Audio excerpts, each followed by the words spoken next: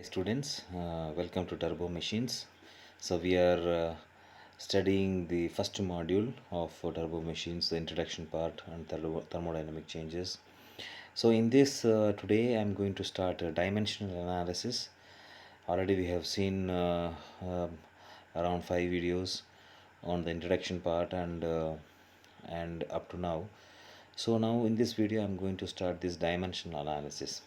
So we might have studied this. This dimensional analysis is not a new term. Already we have this concept has been learnt by us in our previous level of studies. So in this dimensional analysis is a mathematical technique deals with the dimensions of quantities involved in the process. Basically, dimensional analysis is a method for reducing the number involved in the process and reducing the number and complexity of experimental variable that affect a given physical phenomenon by using a sort of compacting technique. So it enlarges. If it is a big amount of that quantities, that it will shorten it and it will bring it to a small one, so that it is very easy for us to identify. So that kind of technique is nothing but this dimensional analysis. The three primary purpose of dimensional analysis are number one, to generate non-dimensional parameters that help in the design of experiments and in the reporting of experimental results. Second one is to obtain scaling laws so that prototype performance can be predicted from model performance. And last one is to predict the relationship between the parameters. For these three purposes, these dimensional analysis are used. So let us see first one, the fundamental quantities. So here mass is taken as m, length is taken as l, and time is taken as t, and temperature theta these are called fundamental quantities.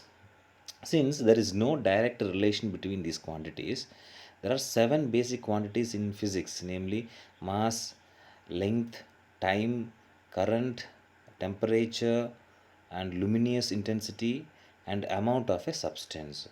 So these are all called fundamental quantities. So moving on to the secondary quantities are derived quantities. Okay, the quantities from fundamental quantities are called derived quantities. The quantities derived from fundamental quantities are called derived quantities or secondary quantities. For example, area, volume, velocity, force, acceleration, etc. These things come under secondary quantities or derived quantities because this is derived from fundamental quantities. Right? For example, let us take area, volume, velocity, force, acceleration, etc. All these are derived from mass, length, time, and temperature. All these things. So that is what this is called as derived quantities or secondary quantities. Next, third one is dimensional homogeneity. So an equation is said to be dimensionally homogeneous, right, if the fundamental dimensions have identical powers of m, l, and t on both sides. So that is why it is called as dimensional homogeneity. For example, so this is a discharge formula: q is equal to area into velocity, a into v. So in dimensional form, how do we write? L cube divided by t. So discharge is nothing but area into velocity. Q discharge is equal to area into velocity. So area is nothing but meter square and velocity is nothing but meters per second. That means meter cube per second. So this meter cube per second, so discharge L cube divided by T, so this is L square. We can write this L cube by divided by T like L square into L divided by T.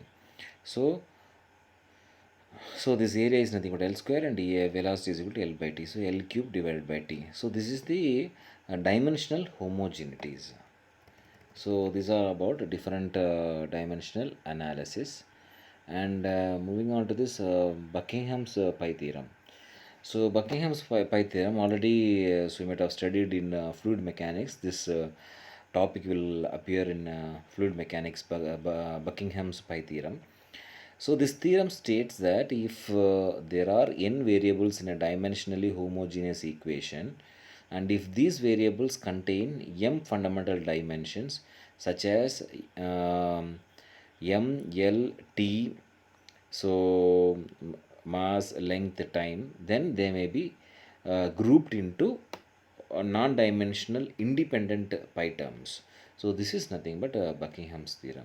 So let variable x1 depends upon the independent variables x2, then x3, and so on x to xn.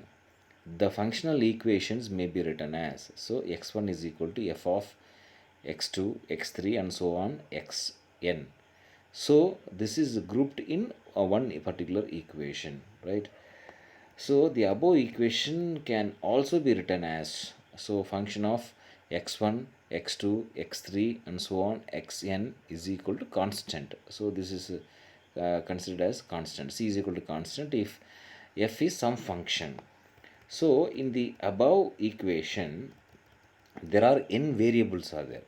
If these variables contain m fundamental dimensions, then according to Buckingham's theorem, f1 is equal to pi 1, pi 2, pi 3, and so on, pi to the power of n minus 1 is equal to constant. So this is all about this Buckingham's theorem. So I repeat once again that there are variables like m, l, t. For example, x1 depends on independent variable x2, x3, xn. The functional equations may be written as x1 is equal to f of x2, x3, and so on xn. The above equation can be written as f of x1, x2, x3, and so on xn is equal to constant. So according to Buckingham's pi theorem, this can be written as f1 is equal to pi 1, pi 2, pi 3, and so on. Pi to the power of n minus 1 is equal to c. Why this pi n minus 1 is nothing but if these variables contain m fundamental dimensions. So according to this Buckingham's theorem, so n minus m is equal to constant. So the procedures for applying this Buckingham's theorem is writing the relationship, functional relationship, and the writing the equation in a general form, and write separate expressions for each pi term, and then selecting the repeating variable. The following points must be considered: never pick the dependent variable, so choose the repeating variables must by themselves. So these are the variable things so that we need to consider for writing these equations, the Buckingham's pi theorem, right? Next one is types of variables. What are the different types of variables we come across? So one is geometric variables, next one is kinematic variables and dynamic variables. So geometric variables are length, diameter, thickness, height, etc. And kinematic variables are velocity, speed, volume, flow rate, acceleration, angular velocity, etc. And dynamic variables are mass, flow rate, gas density, dynamic viscosity, bulk modulus, pressure difference, force, power, elasticity, surface tension, specific weight, stress, resistance, etc. So these are the examples for dynamic variables. So how do we understand this geometry? It's all about the shape, right? Length, diameter, thickness, height, etc. Kinematic variables, it's all about velocity, speed, all those things. It is not what we call it's all about motion, right? Kinematic. And so velocity, speed, volume, flow rate, acceleration, angular velocity, all these things come under motion. That's what's called as a kinematic variables. Dynamic variables, it's all about force acting on a particular object.